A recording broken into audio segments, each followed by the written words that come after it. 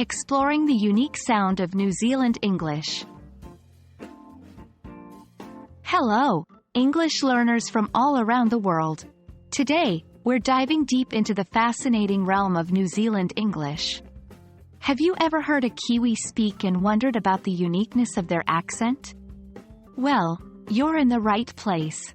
Let's embark on this linguistic journey together. New Zealand English is a result of its historical and geographical influences. With its origins stemming from the British settlers, over time, it has developed its distinct characteristics. While many words and the general rhythm might remind you of British English, the Kiwi accent has its own flavor that sets it apart.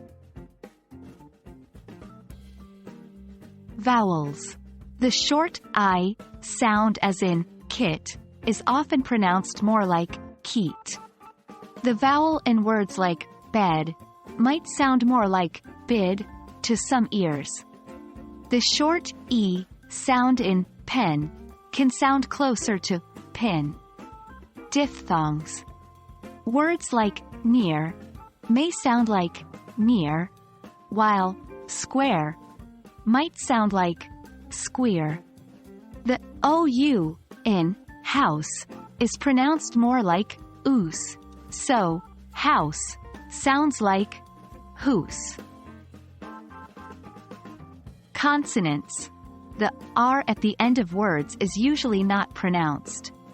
For example, car would sound more like CAH. Intonation.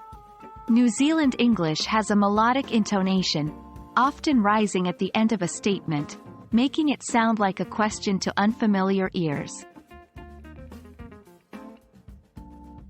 Like all countries, New Zealand has its regional accents. While the differences might be subtle to an outsider, locals can often tell which part of the country someone is from just by their accent. However, the general characteristics we discussed earlier will be found throughout the country.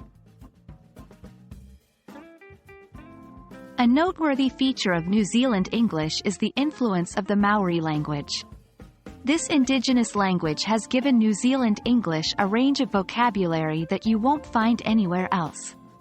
But more than just vocabulary, the Maori language has also influenced the pronunciation of some English words in New Zealand.